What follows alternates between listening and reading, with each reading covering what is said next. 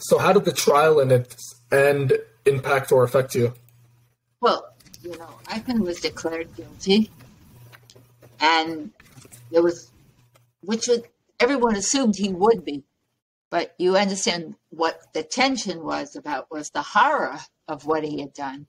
And he sat there, sort of, the photos of him, if you ever see the photos of him at the trial, there's almost no smile, no reaction, no anything. No emotion. Just a guy in a white shirt. He could be a guy with a briefcase and a hat and a white shirt, some lawyer walking down Wall Street. I mean, he looked like a regular little guy, small guy, not very important. He, of course, took the position that the famous defense was that he followed orders. That was not only his defense, but many of the Nazis.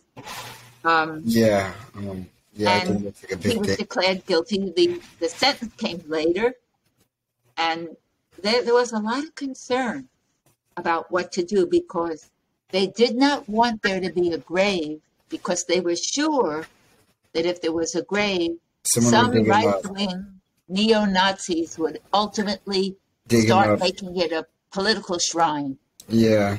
So he was hung and then cremated, and his ashes were thrown in the sea. I think it's the ultimate irony. At first they cremated the Jews, the Gypsies, the homosexuals, everyone that they deemed impure.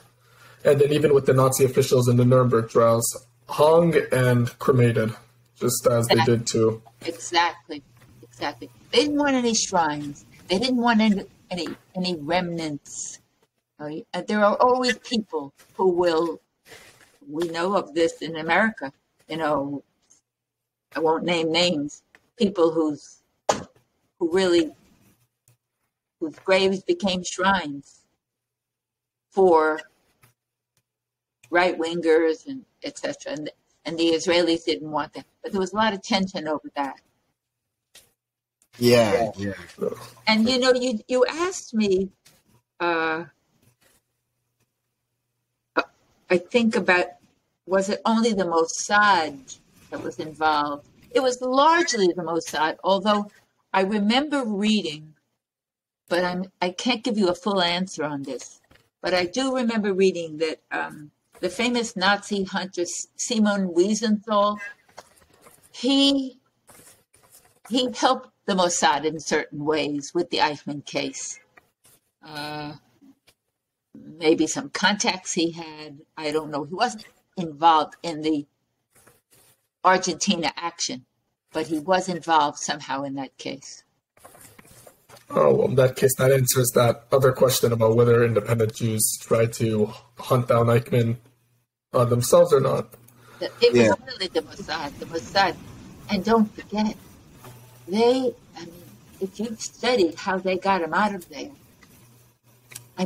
they had they all dressed as crew. They dressed as the crew of the plane, including Eichmann. He was dressed as a crew. But they had with them one of the world's most brilliant anesthesiologists who injected a medicine into Eichmann, which would be just enough to make him woozy, but still enough to have him be able to walk on the plane. This was going to happen. They were not going to make a mistake. Yeah, wow. And just for those that don't, that may not know what the Mossad is. So it's the Israeli organization that's very similar to the CIA. So it deals with international affairs. Correct. Yeah. You should say that. Yeah. Correct. Yeah.